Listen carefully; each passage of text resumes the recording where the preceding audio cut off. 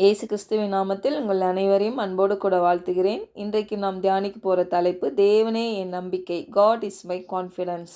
வசனம் நீதிமொழிகள் 3:25-26. சடுதியான திகிலும் துஷ்டர்களின் பால் கடிப்பும் வரும்போது நீ அஞ்ச வேண்டாம். கர்த்தர் உன் நம்பிக்கையாய் இருந்து உன் கால் சிக்கி கொள்ளாதபடி காப்பார். அல்லேலூயா. பாருங்க, எதிர்மறையான செய்திகள், சூழ்நிலைகள், சத்துருவின் கிரியைகள், சரீரத்தில் பலவீனங்கள், போராட்டங்கள், பொருளாதார நெருக்கடிகள் எதுவாக இருந்தாலும் உடனே பயம் வரக்கூடாது இருதயத்தில். ஏன்னா கர்த்தர் நம் நம்பிக்கையாக இருக்கிறார் என்று வேதம் சொல்லுகிறது.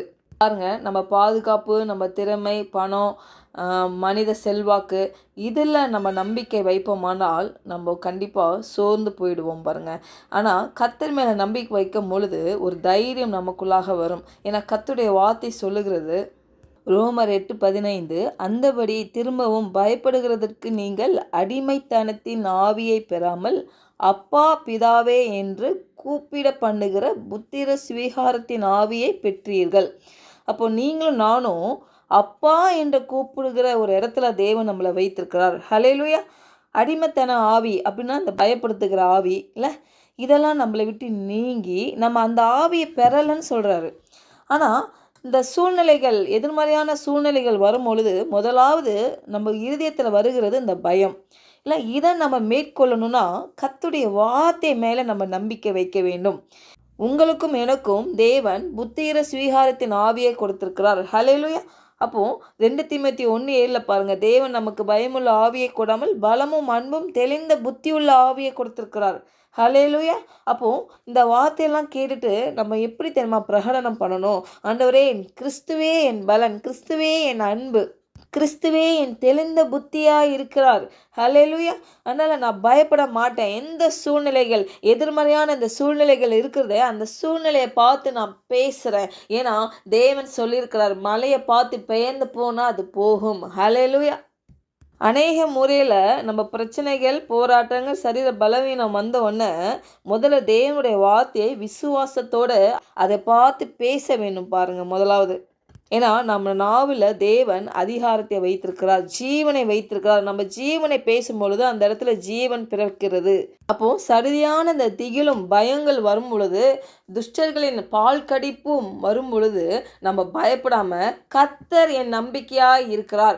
பாருங்க, எப்போ அந்த வார்த்தையை சொல்லணும்னா நம்மளுக்கு பிரச்சனை இருக்கும் பொழுது, சரீரத்தில் பலவீனங்கள், வியாதிகள் இருக்கும் பொழுது தான் சொல்லணும். கர்த்தர் என் நம்பிக்கை, கர்த்தர் என் நம்பிக்கை, அவர் எனக்குள்ளாக இருக்கிறார், அவர் என் தகப்பன், அவர் என் கால் சிக்கி கொள்ளாதபடி என்னை காப்பார். இந்த கால் சிக்கி கொள்ளாதபடி காப்பார் என்பது எதிரி, சத்துரு மறைவான கண்ணிகளை எனக்கு முன்னாடி வைத்திருக்கலாம். ஆனால் பரிசுத்த ஆவியானவர் அது முன்கூட்டியே எனக்கு எச்சரித்து சரியான பாதைகளை என்னை நடத்துகிறார். ஹல்லேலூயா. அதான் அங்கே சொல்கிறாரு, தேவன் என்னை ஆபத்திலிருந்து மட்டுமல்ல, தவறான முடிவுகள், ஏமாற்றங்கள் மற்றும் சத்துருவின் வலைகளிலிருந்து என்னையும் என் குடும்பத்தையும் பாதுகாக்க வல்லவராய் இருக்கிறார். ஹல்லேலூயா.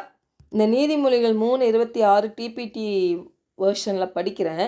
ஏனெனில் நெருக்கடியான வேளைகளில் தேவனே எனது நம்பிக்கையாய் இருந்து எல்லா சூழ்நிலைகளிலும் எனது இருதயத்தை அமைதியாய் வைத்திருப்பார். ஹல்லேலூயா. அப்போது நம்ம எல்லா சூழ்நிலையிலும் முதல்ல அமைதியாக இருக்க வேண்டும். ஏன்னா தேவன் என்னோடு கூட இருக்கிறார்.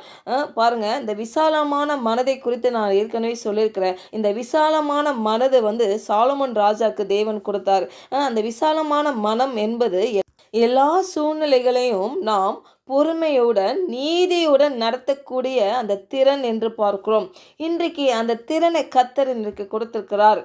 அவருடைய வார்த்தையை நாம் விசுவாசிக்கும் பொழுது, இல்லை கர்த்தரே என் நம்பிக்கை, தேவனே என் நம்பிக்கை என்று நம்ம பிரச்சனை இருக்கும் போது சொல்லும் பொழுது அந்த இடத்துல நம்ம ஜீவனை பேசுகிறோம். அந்த இடத்துல நம்ம சமாதானத்தை தேட வேண்டும்.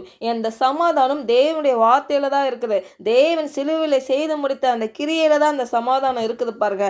அவர் எனக்காக எல்லாவற்றையும் செய்து முடித்தார். இந்த பிரச்சனையிலிருந்து எனக்கு ஒரு வழியை அவர் உண்டு பண்ணுவார். என் நம்பிக்கை அவர் தான் என் நம்பிக்கை. தாவீதாஸ் சொல்லியிருக்கிறார் பாருங்க, என் ஆத்மாவே கர்த்தரை நோக்கி அமர்ந்தது, நான் நம்புகிறது அவராலே வரும், அவரே என் கண்மலை, என் ரட்சிப்பு, என் உயர்ந்த அடைக்கலமானவர், நான் அசைக்கப்படுவதில்லை. அப்போ இந்த சூழ்நிலை, இந்த பிரச்சனை, இந்த இந்த சரீரத்தில் இருக்கிற பலவீனம், இந்த பொருளாதார நெருக்கடி என்னை மேற்கொள்ளாது, நான் அதை மேற்கொள்வேன். ஏன்னா தேவன் எனக்குள்ள இருக்கிறவர் பெரியவர். அவர் தான் என் நம்பிக்கையாய் நான் வைத்திருக்கிறேன். அவரை எல்லா சூழ்நிலையிலும் என்னை வெற்றி சிறக்க பண்ணுவார். ஹல்லேலூயா. பாருங்க, பழைய ஏற்பாட்டில் 2 ராஜாக்கள் 18ஆம் அதிகாரத்தில் நீங்கள் பார்த்தீங்கன்னா, இசைக்கியா ராஜாவின் வாழ்க்கையை நம்ம பார்ப்போமானால், அவர் யூதாவின் ராஜாவாக இருந்தார். ஆனால் மக்கள் விக்கிரக ஆராதனை விட்டு கர்த்தரிடமே திரும்பும்படி அவர் வழி நடத்தினவராக இருந்தார். பாருங்க, அவர் எப்படி இதை செய்தார் அப்படின்னா, அவருடைய பலத்தினாலேயோ அவருடைய திறமையினாலும் அல்ல, அவர் கர்த்தர் மேல் முழுமையான நம்பிக்கை வைத்திருந்தார். ஹல்லேலூயா. பாருங்க, நம்ம குடும்பத்திலையோ சரி, நம்ம சபையிலையோ சரி, நம்ம எவ்வளோ சவால்களை நம்ம சந்திக்கிறோம் மக்கள் கர்த்தரிடத்துல திரும்புறதுக்கு. ஆனால் இங்கே ராஜா ஒரு தேசத்தின் மக்களை விக்கிரக ஆராதனை விட்டு கர்த்தரிடம் திரும்பும்படி வழி நடத்துகிறார். அது எப்படி நடத்துறான்னா, கர்த்தர் மேல் வைத்த நம்பிக்கை. அவர் பாருங்க, தாவீது ராஜாக்கு பிறகு இஸ்ரவேலின் மிக சிறந்த ஒரு ராஜாக்களிலே அவர் ஒருவராய் இருந்தார். 2 ராஜாக்கள் 18:5 பார்த்தீங்கன்னா, அவன் இஸ்ரவேலின் தேவனாகிய கர்த்தரின் மேல் வைத்த நம்பிக்கையிலே அவனுக்கு பின்னும் அவனுக்கு முன்னும் அவனைப் போல் ஒருவனும் இருந்ததில்லை. அப்போ கர்த்தரின் மேல் வைத்த நம்பிக்கை, அந்த நம்பிக்கை ஒரு நாளும் வீண் போகாது. இன்றைக்கி நம்மளுடைய நம்பிக்கையை எதில் வைத்திருக்கிறோம்? இல்லை, பணத்தில் வைத்திருக்கோமா, மனிதன் மேலே வைத்திருக்கிறோமா, இல்லாட்டி நம்மளுடைய திறமை மேலே வைத்திருக்கிறோமா, இல்லாட்டி நம்மக்கிட்ட இருக்கிற மனித சப்போர்ட்டில் வைத்திருக்கிறோமா? எங்கே நம்ம நம்பிக்கை வைத்திருக்கிறோம்? இல்லை, நம்ம யோசித்து பார்க்கணும். நம்ம நம்பிக்கை கர்த்தர் மேலே வைக்கும் பொழுது பாருங்கள், ஒரு முழுமையான ஒரு பாதுகாப்பு, முழுமையான ஒரு விடுதலை நம்ம பார்க்க முடியும்.